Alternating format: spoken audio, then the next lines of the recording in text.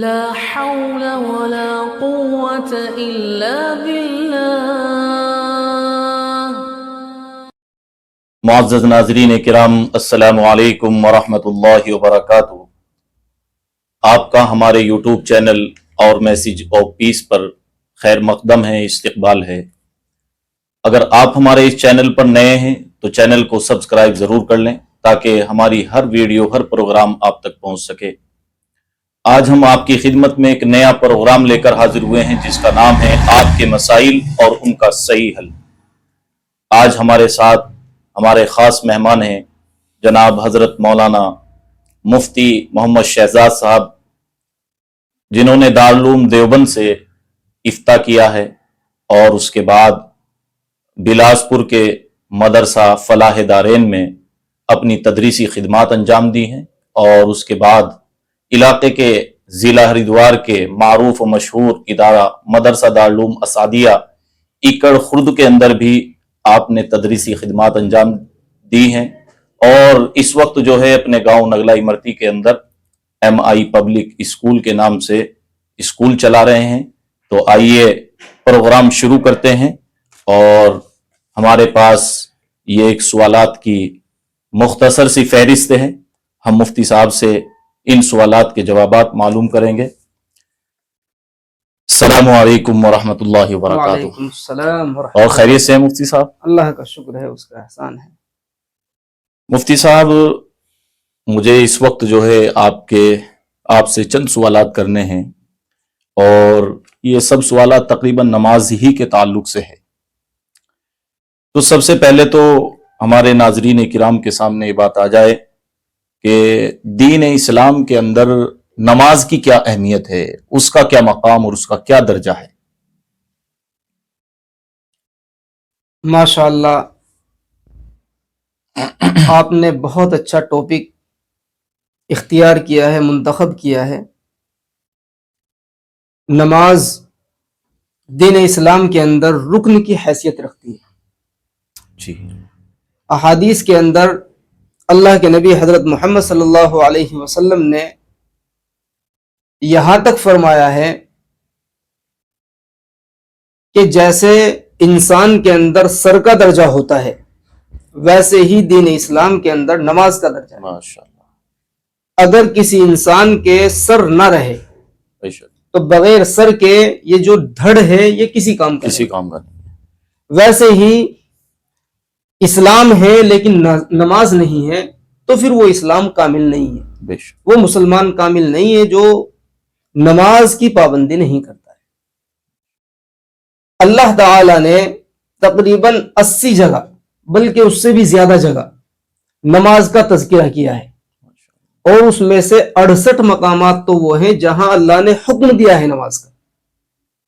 قرآن شریف کی ابتدا ہوتی ہے اور شروع میں ہی اللہ تعالیٰ فرماتے ہیں ھدی للمتقین الذین یؤمنون بالغیب ویقیمون الصلاۃ، کہ یہ کتاب ہدایت ہے ان لوگوں کے لیے جو اللہ تعالیٰ سے ڈرنے والے ہیں، تقوی اختیار کرنے والے ہیں، اور ان کے لیے جو اللہ تعالیٰ پر بغیر دیکھے ایمان رکھتے ہیں اور نماز کی پابندی کرتے ہیں۔ تو اتنا درجہ ہے نماز کا کہ اللہ تعالیٰ قرآن شریف کی شروعات ہی نماز کے حکم سے کر رہے ہیں، نماز کی پابندی سے کر رہے ہیں۔ اللہ کے نبی حضرت محمد صلی اللہ علیہ وسلم نے فرمایا الصلاۃ عماد الدین، من اقامها اقام الدین ومن ہدمها ہدم الدین، کہ نماز دین کا ستون ہے، پیلر جسے بولتے ہیں۔ جس شخص نے نماز کو قائم کیا، نماز جماعت کی پابندی کی، سنن و آداب کے ساتھ اس کو اختیار کیا، تو اس نے دین کو قائم کیا، اور جس نے نماز کو ڈھا دیا، نماز کی پابندی نہیں کی، تو اس نے سمجھو پورا دین ہی ڈھا دیا۔ اور قیامت کے دن سب سے پہلے نماز ہی کا حساب ہوگا۔ اللہ کے نبی نے فرمایا اول ما یحاسب به العبد صلاته، کہ قیامت کے دن سب سے پہلے انسان سے جس چیز کا حساب لیا جائے گا وہ اس کی نماز ہوگی۔ تو ان تمام احادیث سے، قرآن شریف کی آیات سے ہمیں پتہ چلتا ہے کہ نماز اسلام کے اندر رکن کا اور بڑی اہمیت کا درجہ رکھتی ہے. اس لیے ہمارے سبھی مسلمان بھائیوں کو نماز کی پابندی ضرور کرنی چاہیے. کسی بھی حال میں نماز نہیں چھوڑنی چاہیے. اچھا مفتی صاحب، ابھی آپ نے ماشاءاللہ نماز کی اہمیت کی بابت بتلایا ہے. اچھا، نماز کے بہت سے دنیاوی فوائد ہیں، بہت سے اخروی فوائد ہیں، چند ہمارے ناظرین کے سامنے آپ پیش کر دیجئے. نماز کے اخروی اور دنیاوی فوائد تو اتنے ہیں کہ اس پر مستقل کتابیں لکھی جا چکی ہیں اور آئندہ لکھی جا سکتی ہے، لیکن اس میں سے ہم مختصراً آپ کے واسطے سے لوگوں کو بتانا چاہتے ہیں کہ نماز کے ذریعے سے روزی کے اندر برکت ہوتی ہے. ماشاءاللہ. انسان کی جو روزی ہے اس کے اندر اللہ تعالیٰ آٹومیٹک نماز کی برکت کی وجہ سے روزی کے اندر برکت کر دیتے ہیں. یعنی نماز کی پابندی کی وجہ سے روزی کے اندر برکت کر دیتے ہیں. اور نماز کے اندر چونکہ انسان حرکت کرتا ہے، قیام کرتا ہے، رکوع کرتا ہے، سجدہ کرتا ہے، تو ایک طریقے سے انسان کے جسم کی ورزش ہو جاتی ہے. ماشاءاللہ. اور اطباء یہاں تک فرماتے ہیں کہ جو لوگ نماز کے اندر جب سجدہ کرتا ہے تو سجدہ جو لوگ لمبا کرتے ہیں ان کا دماغ تیز ہو جاتا ہے، کیونکہ سجدے میں جانے کی وجہ سے انسان کے سر کے اندر جو نسیں ہوتی ہیں ان کے اندر خون صحیح دور کرتا ہے اور اس کی وجہ سے اس کا دماغ تیز ہوتا ہے اور اس کی صحت صحیح رہتی ہے. حضرت مولانا پیر ذوالفقار صاحب ایک مرتبہ بیان فرما رہے تھے کہ ایک مرتبہ ریسرچ میں یہ بات پتہ چلی کہ یہاں جو یہ گدی کا پیچھے کا حصہ ہوتا ہے، اگر روزانہ کچھ قطرے اس پر پانی ڈال دیا جائے تو جنون کی، پاگل پن کی جو بیماری ہے وہ ختم ہو جائے گی. اچھا ماشاءاللہ. تو وضو کے اندر ہم اپنی گردن کا مسح کرتے ہیں تو جنون اور پاگل پن کی بیماری سے بھی انسان کو جو ہے نجات ملتی ہے، چھٹکارا ملتا ہے. اور نماز کی پابندی کی وجہ سے انسان پاک صاف رہتا ہے. آپ دیکھیں گے کہ جو لوگ نماز کی پابندی نہیں کرتے ہیں وہ صفائی ستھرائی تو الگ چیز ہے، پاک بھی نہیں رہتے ہیں. تو نماز کی پابندی کی وجہ سے انسان صفائی اور ستھرائی کا عادی بن جاتا ہے. اور اطباء یہ فرماتے ہیں کہ جو روزانہ دانت صاف کرتا ہے اس سے انسان کا دماغ تیز ہوتا ہے، اور جو لوگ دانت صاف نہیں کرتے ہیں تو گندگی کی وجہ سے اس کا اثر ان کے دماغ پر پہنچتا ہے. اور جو شخص نماز کی پابندی کرتا ہے تو وہ مسواک کرتا ہے، روزانہ 5 مرتبہ اپنے دانت صاف کرتا ہے. اور دنیاوی فوائد میں سے ایک بڑا فائدہ یہ ہے کہ انسان کو نماز پڑھنے کے بعد ذہنی سکون ملتا ہے. یہ اتنی اہمیت کی چیز ہے کہ انسان غموں کا مارا اور تکلیف زدہ، کوئی حادثہ اس کے ساتھ پیش آ گیا ہے، کسی کا قریبی کا انتقال ہو گیا ہے یا کوئی اور بڑا غم اس کے سر پر آ گیا ہے، 2 رکعت جا کر اللہ تعالیٰ کے سامنے پڑھتا ہے تو وہ سارا غم بھول جاتا ہے اور اس کو ذہنی سکون ملتا ہے. نماز کی پابندی کرنے والے آپ کو ڈپریشن کا شکار نہیں ملیں گے، ان کو ذہنی سکون اللہ تعالیٰ عطا فرماتا ہے. اور اسی طرح نماز کی پابندی کرنے والے کو اپنے ٹائم ٹیبل بنانے میں آسانی ہو جاتی ہے. یعنی انسان کی زندگی گزارنے کے لیے ٹائم ٹیبل یہ بڑی حیثیت ہوتی ہے. ٹائم ٹیبل کی اس کو بنانے میں انسان چکرا جاتا ہے کہ کیسے اپنے کاموں کی جو ہے ٹائم ٹیبل بنایا جائے، لیکن نماز کی پابندی کرنے والے کے لیے یہ بہت آسان ہو جاتا ہے. تو نماز کی پابندی سے انسان ٹائم ٹیبل سیکھ جاتا ہے اور ٹائم ٹیبل کے حساب سے اپنے سارے کام کرنا سیکھ جاتا ہے.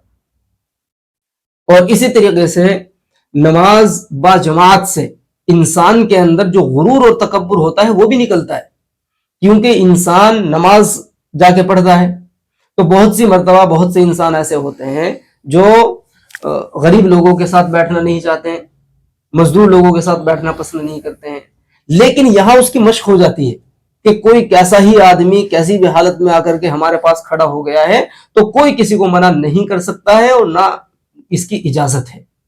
تو نماز پڑھنے سے انسان کو اس کا بھی فائدہ ہوتا ہے کہ انسان کے اندر سے تکبر اور غرور نکلتا ہے، ڈسپلن انسان کے اندر آتا ہے. ایک آدمی کا حکم ماننے کی انسان کے اندر صلاحیت پیدا ہوتی ہے. امام نے کہا اللہ اکبر تو انسان کھڑا ہو جاتا ہے، امام نے کہا اللہ اکبر تو جھک جاتا ہے، سجدے کے اندر چلا جاتا ہے. اتنا ڈسپلن آپ کو پوری دنیا کے اندر کہیں نہیں ملے. کہ کوئی ایک انسان ہے، وہ انسان سارے لوگوں کو حکم دے اور سارے ایک آواز پر لبیک کہہ دیں، ایسا جلدی سے نہیں ہوتا ہے۔ اور یہاں روزانہ 5 مرتبہ ہم لوگ ایسا کرتے ہیں۔ تو یہ سارے وہ فوائد ہیں جو ہمیں دنیا میں حاصل ہوتے ہیں۔ ماشاءاللہ۔ اس کے علاوہ اخروی فوائد ہیں، اور اخروی فوائد تو ابھی میں نے آپ کے سامنے کچھ احادیث پیش کی، تو وہ سارے اخروی فوائد ہیں۔ اور نماز پڑھنے سے انسان کو اللہ تعالیٰ جنت عطا فرماتا ہے، یہ آخرت کا بہت بڑا فائدہ ہے۔ ابھی میں نے بتایا کہ سب سے پہلے نماز کا حساب ہوگا، اسی حدیث میں آگے ہے فَإِن صَلُحَتْ فَقَدْ أَنْجَحَ، اگر نماز کسی کی صحیح نکل گئی تو وہ کامیاب ہو گیا۔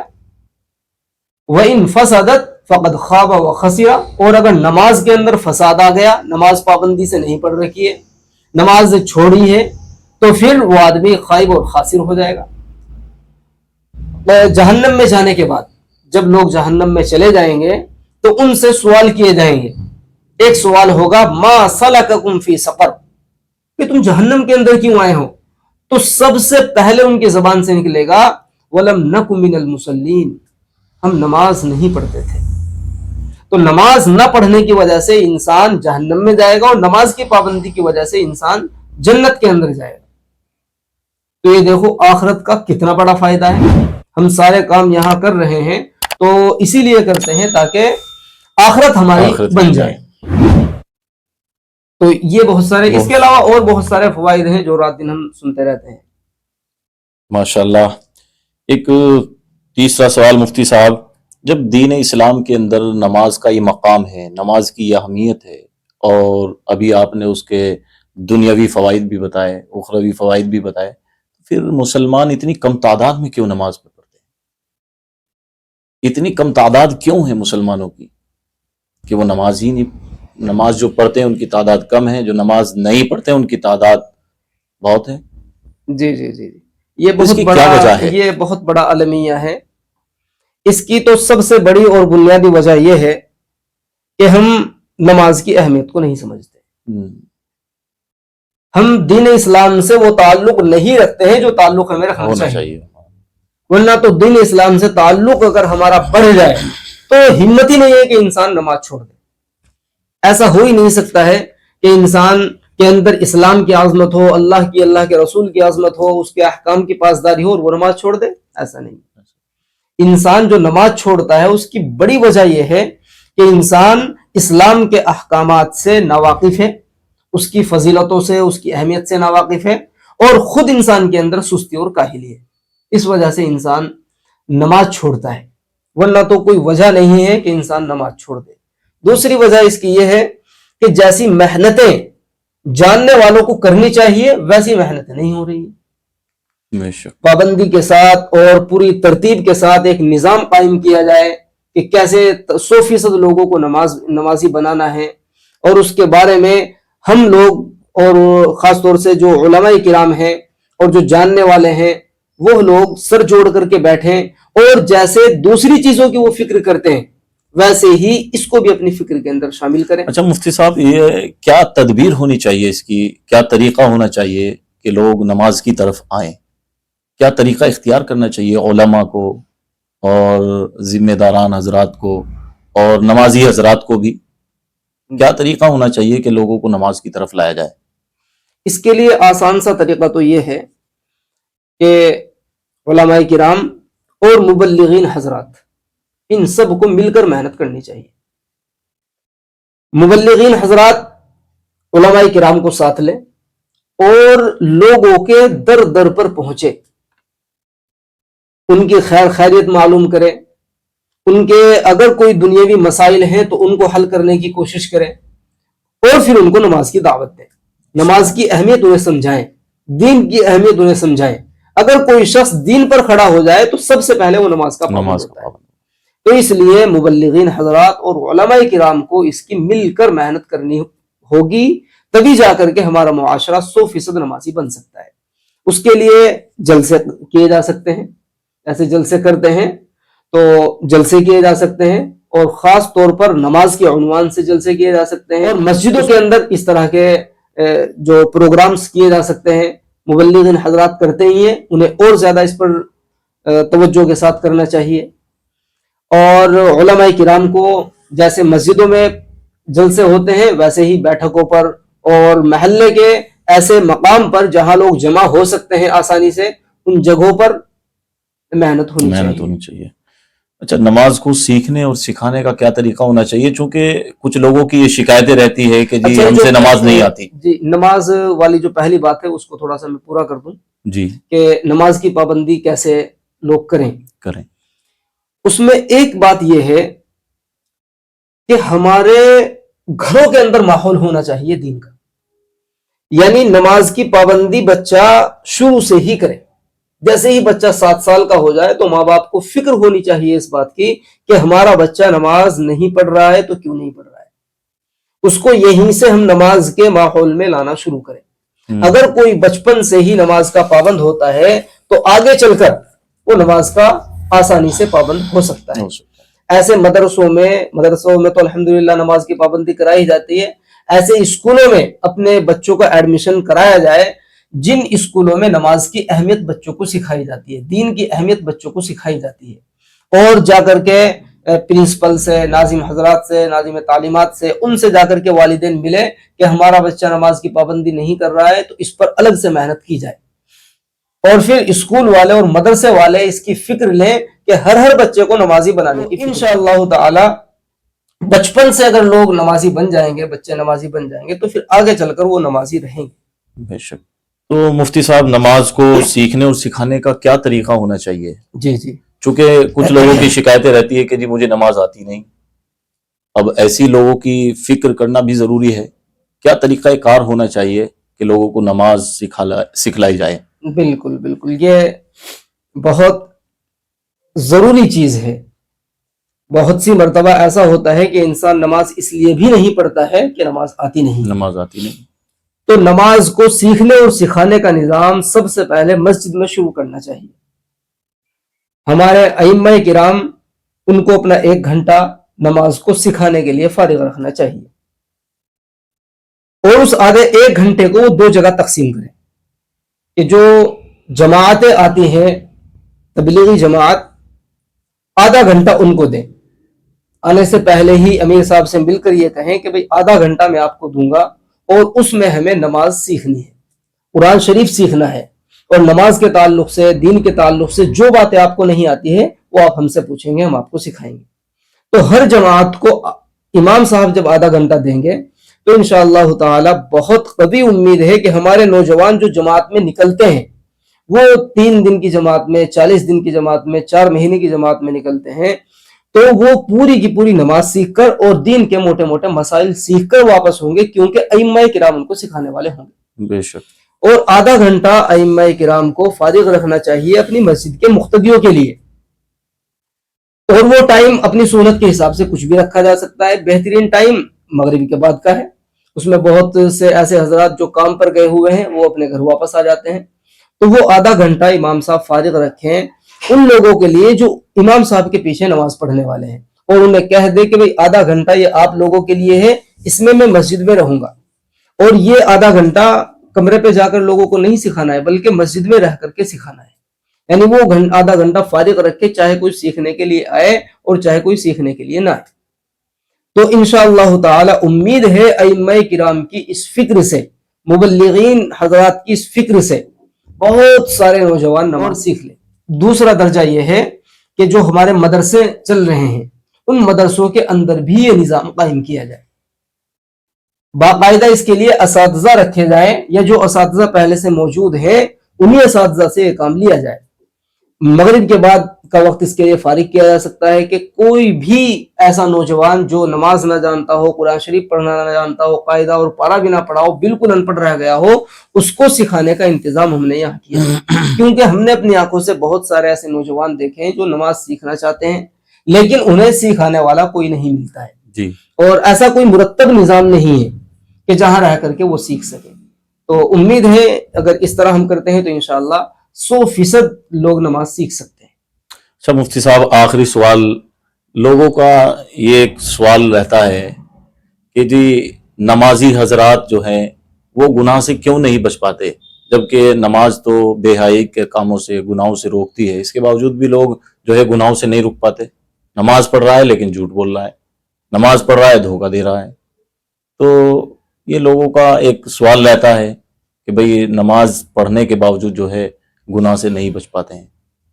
جی اس جی، پر آپ کیا کہیں گے؟ یہ بھی بہت اہم سوال ہے اور بہت مشکل بھی ہے، کیونکہ ہم بھی اپنی آنکھوں سے دیکھتے ہیں اور ہم خود اسی میں ہیں کہ نماز بھی پابندی سے پڑھتے ہیں اور اس کے باوجود گناہ بھی کرتے ہیں. حالانکہ نماز انسان کو گناہوں سے روکتی ہے.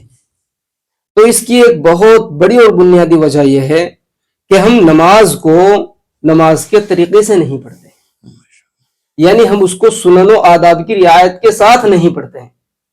بس نماز پڑھنے گئے مسجد میں اور جلدی سے پڑھی، ہمارا دماغ بھی نماز کے اندر نہیں ہوتا ہے، ہمارا دماغ اپنی دکان کا حساب جوڑ رہا ہوتا ہے، ہمارا دماغ جو ہے وہ مسجد کے اور مدرسوں کے حساب کو جوڑ رہا ہوتا ہے، ہمیں گھر پہ جا کے کیا کرنا ہے، بچوں نے یہ کیا تھا اس کا کیا کرنا ہے، یہ ساری چیزیں ہماری نماز میں چلتی رہتی ہیں.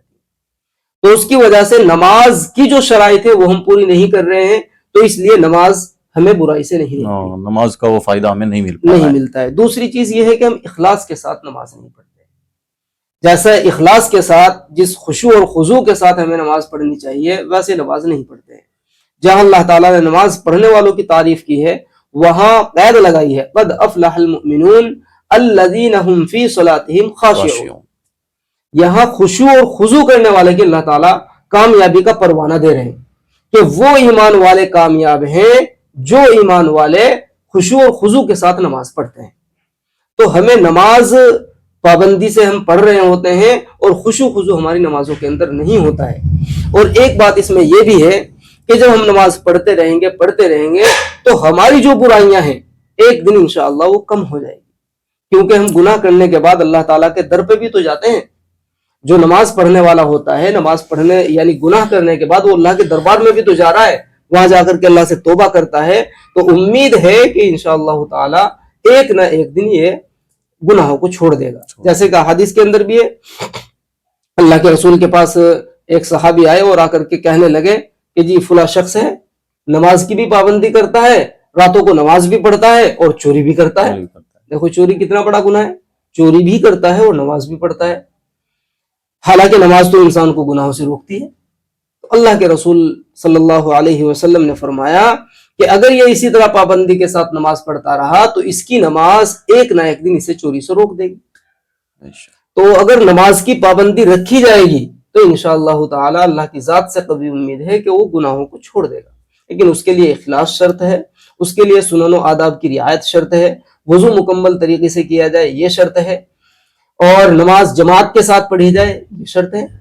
یہ ساری چیزیں شرط ہے، جبھی تو انسان گناہوں سے رکے گا. ماشاءاللہ، بہت بہت شکریہ مفتی صاحب. معزز ناظرین کرام، آج کے اس پروگرام میں صرف اتنا ہی. پھر اگلے پروگرام میں، نئے پروگرام میں، نئے مہمان کے ساتھ ہم حاضر ہوں گے. تب تک کے لیے ہمیں اجازت دیجیے. اور اس سے پہلے یہ کہ اگر آپ کے بھی کچھ سوالات ہوں تو آپ ہمارے اس یوٹیوب چینل کے کمنٹ باکس میں کمنٹ کر کے اپنے سوالات پوچھ سکتے ہیں. اور جب آپ سوالات پوچھ رہے ہیں، لکھ رہے ہیں، تو اس میں اپنا نام، اپنا مکمل پتہ اور موبائل نمبر بھی ڈالیں تاکہ ہم آپ سے رابطہ کر سکیں. السلام علیکم ورحمۃ اللہ وبرکاتہ.